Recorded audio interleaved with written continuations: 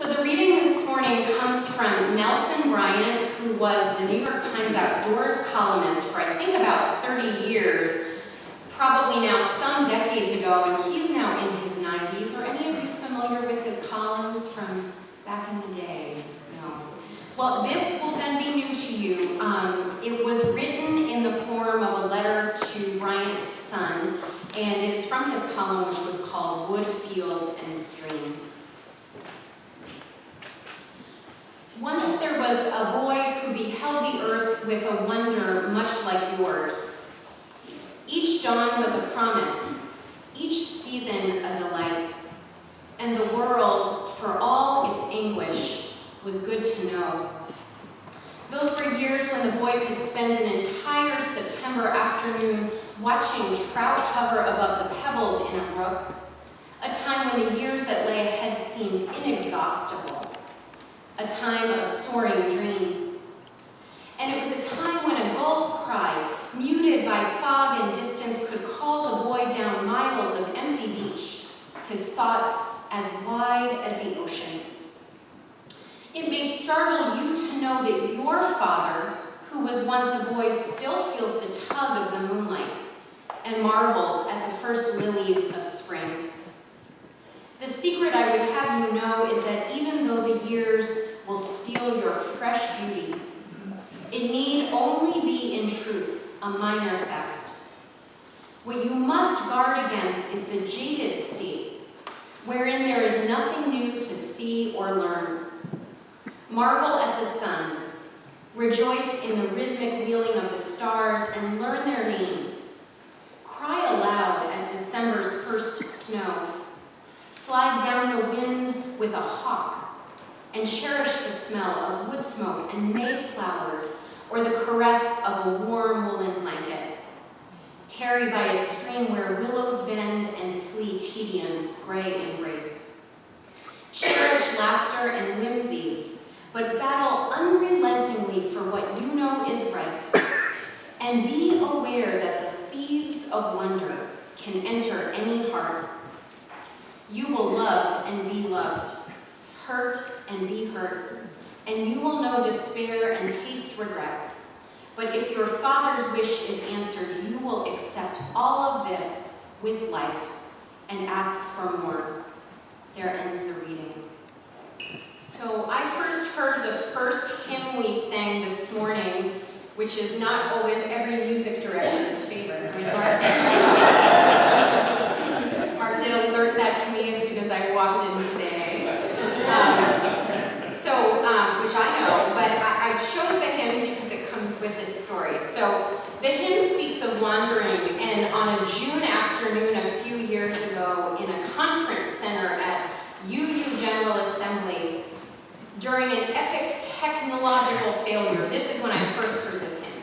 So the ministers and staff of one of our sister congregations, who I shall not name, had been recognized at that General Assembly for their congregation's amazing ministry and their rapid growth, and they were leading this workshop to present on their myriad successes in congregational life.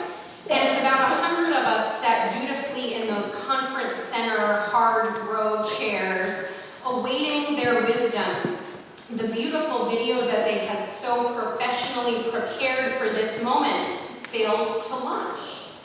Okay, so it failed to launch. We're like, no problem, this will just take a second, we'll reboot. Oh no, we rebooted and it's still not working. So then they turned to us and said, why don't you guys just talk amongst yourselves, as they all circled around the laptop, frantically typing on it.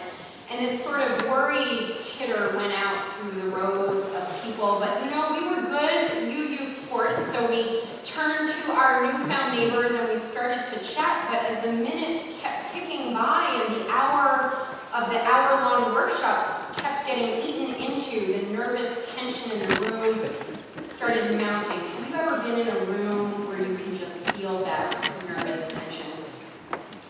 And just when it began to seem unbearable and that people would start to leave and go find another workshop, one of the presenters stepped away from the laptop. She stepped away from the laptop and she stepped back and she looked out at all of us and she just began to sing, "We are going, heaven knows where we are going, but we know within, and we'll get there, heaven knows how we will get there, but we know we will." Oh, yeah, yeah. Oh, yeah, yeah. You get the point. It was like this collective sigh just came over the room, and we started singing, and the tension was released. And it still took a few more minutes to get the video up and running, but finally, our friends were able to get their video to launch, and there were no defections from the video. And I made a mental note and thought, all right, whenever in a situation like this, just sing "Whoa Young." So the dictionary describes anxiety as a feeling of worry, nervousness, or unease, typically about an uncertain outcome. Anxiety can strike any time there is a question about how something might turn out, which if you really stop to think about it is, and I don't want to dwell here too long, all the time, right? This is life, not being certain how it's all going to turn out. And some of us, we know, are more prone to anxiety than others. Some of us live with it and manage it every day with all the tools we can muster. But all of us, if we are alive and if we are human beings, will experience it. And I don't think it really matters how weighty the circumstances are surrounding it. Anxiety can surface when the outcome in question is, in the grand scheme of things, pretty low stakes, like is the video going to play at the 1-hour workshop? Or it can surface too when, as of late in our faith, in our UU faith and in our world, it feels like the stakes couldn't be higher. Now, "Wo ya ya" in those lovely lyrics assures us, perhaps a little too confidently to reflect our current mood in this world, that we will get there. We will get where? The promised land, the land of milk and honey, the 2020 election? No, tell me what your definition is of the promised land. I'm thinking we're thinking sooner here. As you use, we might quote Parker and then King, the end of the moral arc of the universe, which still seems an awfully long way off. For the time being, to me, it feels that we are not really at the end of that song, but stuck somewhere in the middle verse before its happy ending.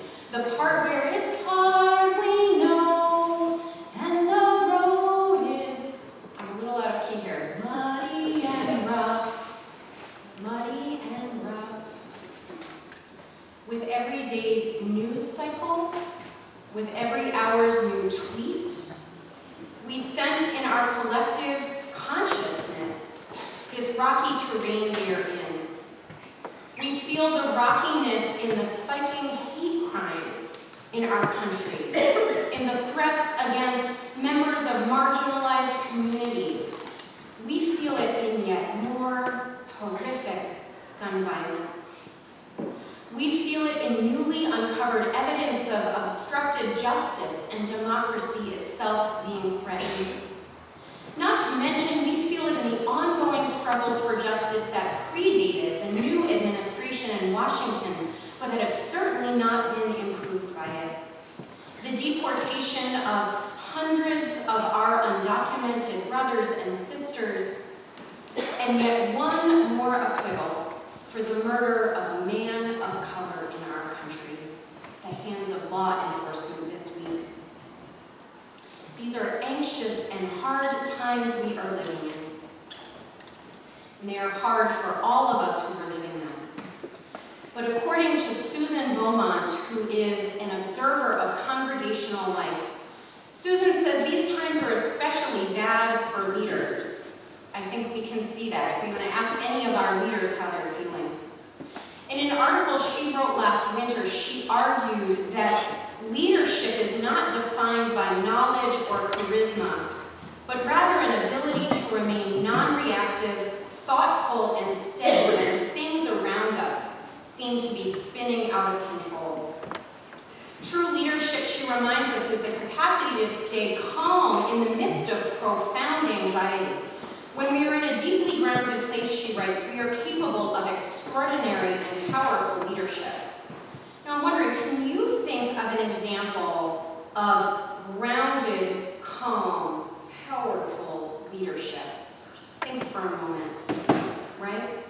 In a really small case, I can think of my colleague in that workshop when everyone was sweating and getting stressed, thinking, I will sing Wo-Ya-Ya and calm the mood in here. That was present and non-anxious leadership. But there are even more poignant cases I can think of. I imagine a picture I saw last winter of the water protectors in Standing Rock, just standing there in the face of provocation, of water hoses, of violence. As Susan writes, it is one thing to describe this kind of leadership presence, but embodying it is a different matter. How do we offer a non-anxious, grounded, calm leadership presence when we ourselves feel shaken to the core? Now, maybe you were thinking, that sounds like a really interesting article, Mara, and that's so insightful, but it's a really good thing that I'm not a leader in times like these. What a relief that I don't need to worry about being one of those non-anxious presences. Phew. Anyone thinking? I'm glad to be, yes, you are? Yeah, I like an honest person. You're thinking, I'm so glad I wasn't a senator at that committee hearing this week. But hold on, because I think that whether or not you consider yourself to be a leader, whether or not you have an official, quote-unquote, role of any sort, whether you serve on the board of an organization, or whether you're a ministerial intern like Connie, or whether you chair a committee here at the Unitarian Society of Germantown, or whether you are elected to public office, I think each of us is capable of leading. And what I want to tell you is that in times like this, we all need to be leading. As tribal elder Chief Looking Horse wrote last winter about Standing Rock, it is time that all of us become leaders to help protect the sacred upon this Mother Earth. So I'm looking at you all, my fellow leaders. Who here is willing to be a fellow leader? Would you just, I'm hoping to see all hands. Yes, amen. Okay. Some of you were like, no. This is what I love about a UU congregation. It's like, we're not going to just follow what you're saying. So just stay with me here, Toby. So my premise is that we are all needing to lead, but how do we do this? How do we lead when all we feel in the quietness of our own tender heart is scared, or sad, or really pissed off, or just brokenhearted? How do we lead? How do we remain grounded when we are gripped by all those feelings? How do we move beyond that when what we feel just resonating through us is the paralyzing uncertainty of this world? These are questions I have been wrestling with all year, and they're questions that Susan Beaumont speaks into in this piece that I mentioned. So she proposes something about leadership and anxiety, which to me seems a little unexpected, but that rings true. So when you search and look up anxiety, you find there its antonym, and I'm wondering if you can help me here. What do you think of as the opposite of anxiety? Calm. Serenity. Okay, right. But Susan said that the antidote to anxiety is